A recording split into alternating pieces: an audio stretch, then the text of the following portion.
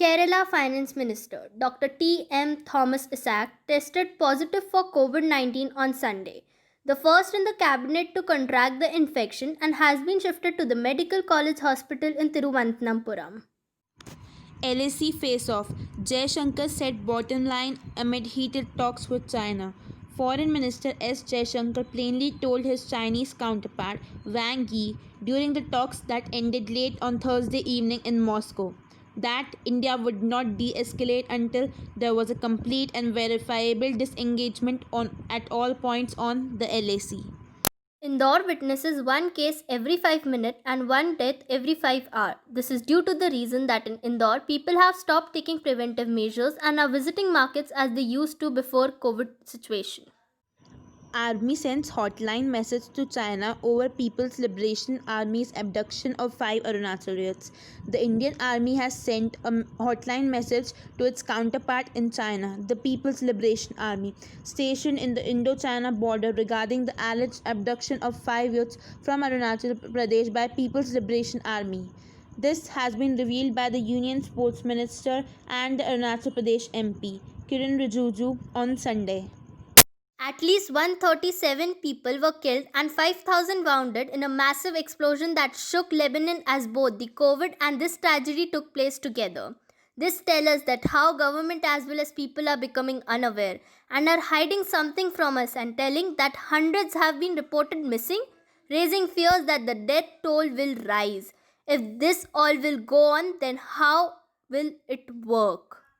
Due to the massive disaster, more than 3 lakh people have been displaced from their homes. The legal authorities have also declared Beirut as the disaster city and they have also imposed 2-week state of emergency. The reason for the explosion is still unclear.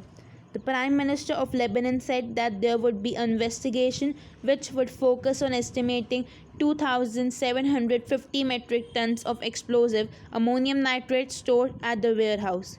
Is this a turning point for Lebanon? The North Korean regime, led by Kim Jong un, has issued shoot to kill orders to prevent the deadly coronavirus infection from entering the country from China. A commander of US forces in the south has claimed so.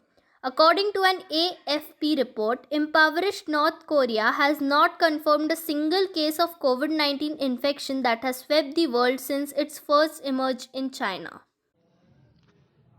Incidents of rape appear to have risen sharply this year.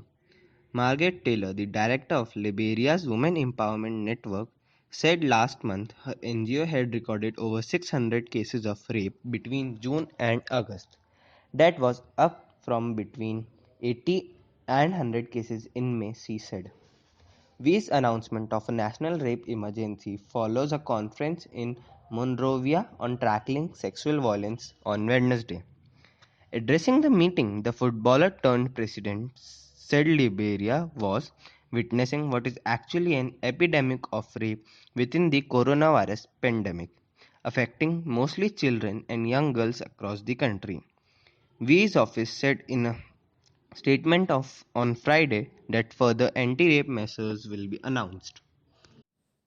The move comes after thousands of Liberians protested against rising incidents of rape in the capital Monrovia last month in a bid to draw attention to the country's alarming rate of sexual assault.